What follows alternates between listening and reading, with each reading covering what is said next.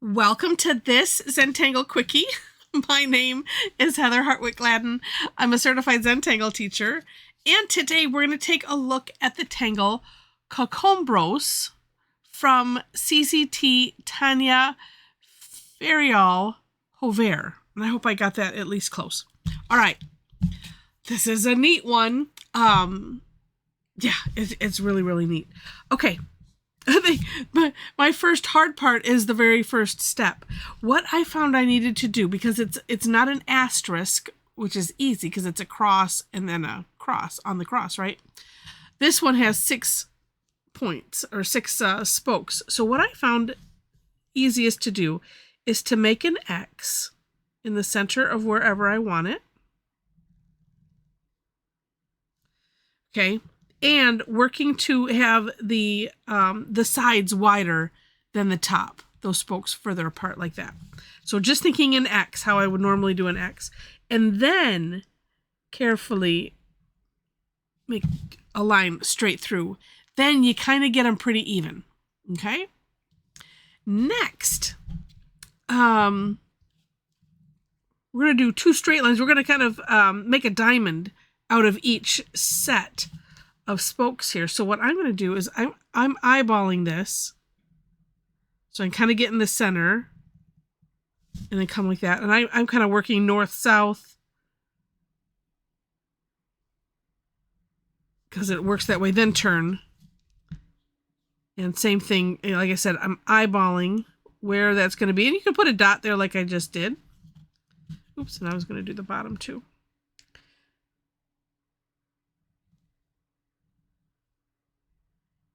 And then last side. I have to say, I think this one is rather forgiving also. Which, by the looks of it, shouldn't be, but it seems like it is. All right. Next.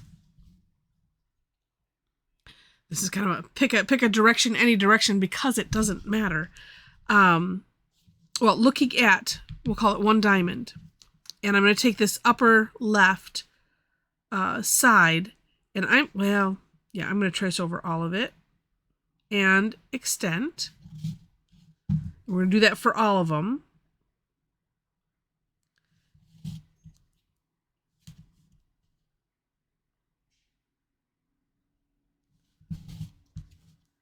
This one I've been playing a bit with, how far to extend them. I don't know if we'll see today. We'll see now if I've gotten it where it feels right or not, but go all the way around like so.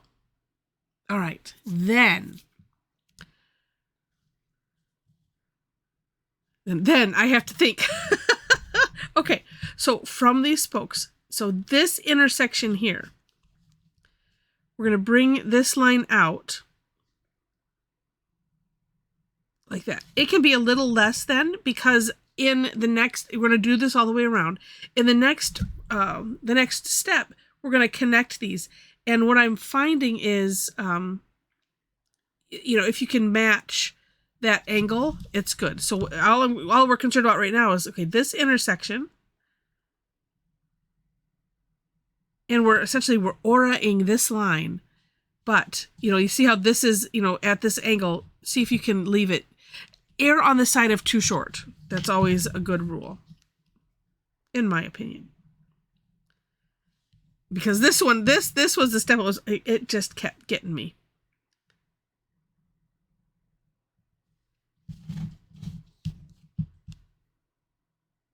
And then 2, if you have this line like pointing towards you, then, or whatever way you're drawing your line, if this can be comfortable, then it's number one, you do it so you can easily see it. But if you're just like drawing towards you like I am, then it's just a turn of the tile. Have this, like I said, this is where my brain is going. This is lined up with me. And then I'm just going straight down like that. Seems to help. All right. Then, as I mentioned, we're going to connect these ends and have it be a similar angle to that. And it does help to, have these at, that other one just a little bit shorter, that one we just added.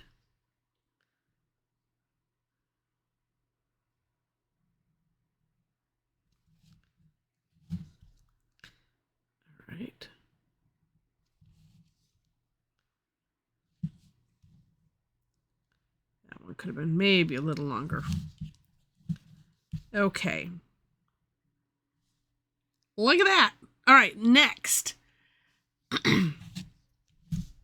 On those same ends that we just capped off, we're going to,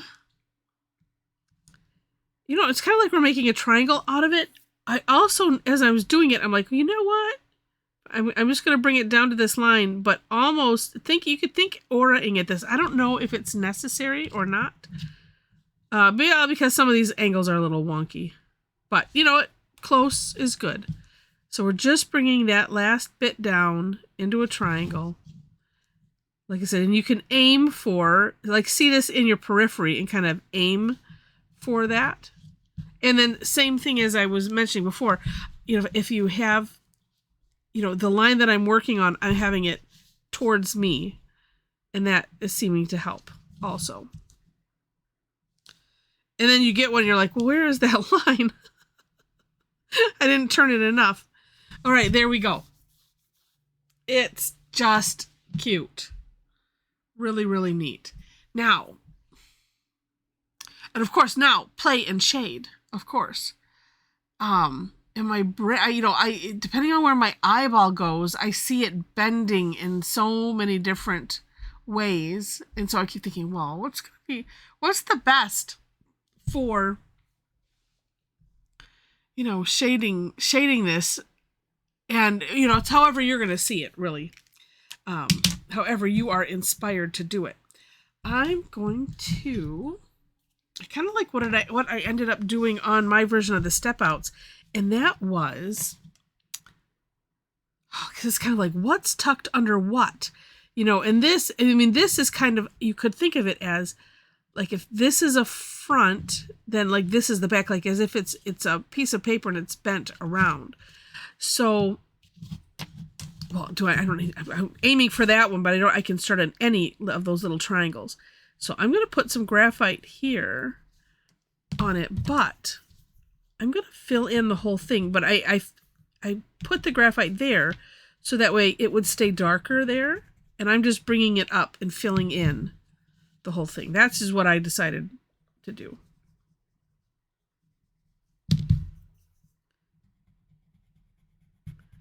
And of course, you could do some decorating. You could put, tangles in there. You could put, I was thinking about doing some, like, hatch marks, some little lines, but I couldn't decide where am I putting them exactly. I don't know.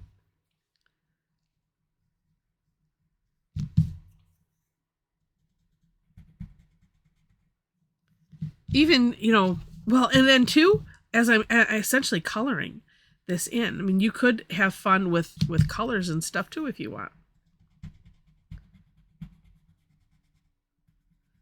I don't want that little line. Here's what I'm trying to do is I'm trying to get my tortillon more on the side. Sometimes that works. There we go. A little bit. Try to not push hard. And I'm using, just by the way, the General's 555 layout pencil, the Zentangle short version. You can get them. It's a what is this one equivalent to? Like a 6B, I think. I do have some on my Amazon Enabler Alert store. You can find that by going to the description section of the video, or any of my videos. Look down below the step out links and you'll find the Linktree link. And so one of the links is to my Amazon store. There I have curated lists of the stuff that I use, the stuff that Mom uses, other people that we know, stuff that they like. And there's a whole bunch of different lists. You'll probably find these under pencils. Because I thought, well, I have them under specific class lists, but for sure under pencils. And, and they come, full size. These are nice from Zentangle. Well, actually, I can't really quite get that in the palm of my hand. So you can have it on its, well, I guess right there. So you can have it on its side more so it fits right in. All right, let's do a little bit more because I'm seeing right here, and I just all of a sudden decided, oh, I'm going to use this. I should maybe have used a little bit lighter graphite, but it'll be okay.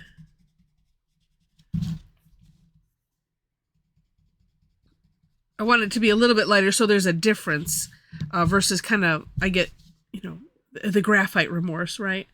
Where it's like, oh, it just all looks gray. Well, there's all kinds of shades. So I'm trying to just play with that. And I'm bringing it out a little bit more so it looks like it's a different bend.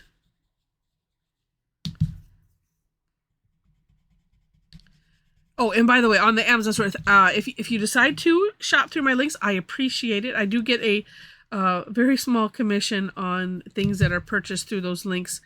I think I'm just more excited that I can do that. That's just really, it's really, really cool.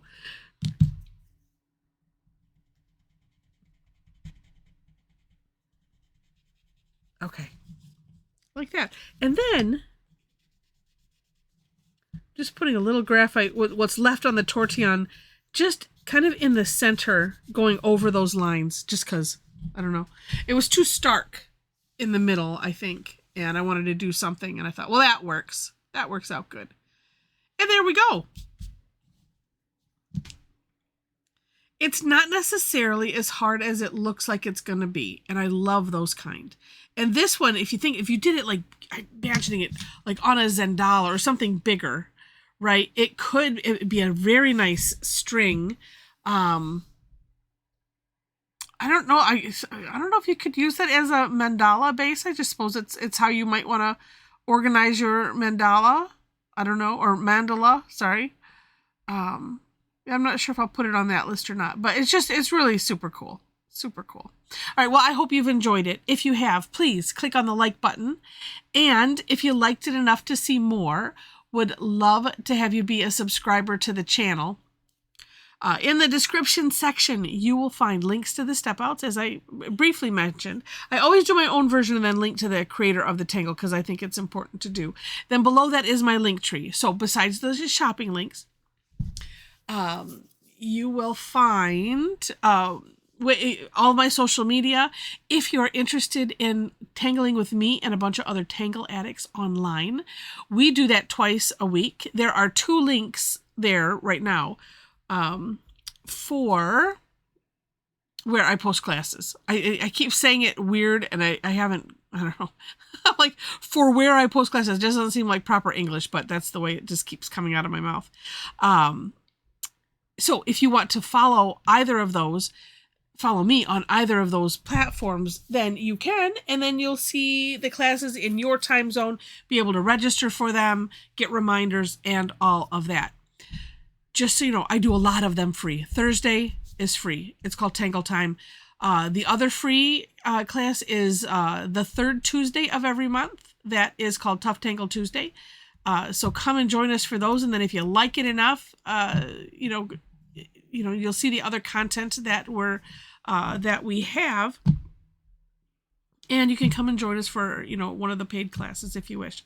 All right. What else is on? Oh, speaking of our Tangle Addicts, we have a community group on Facebook. So if you'd like to join us there, find that link, click it, answer the 4 questions, and as soon as I see it, we'll let you in.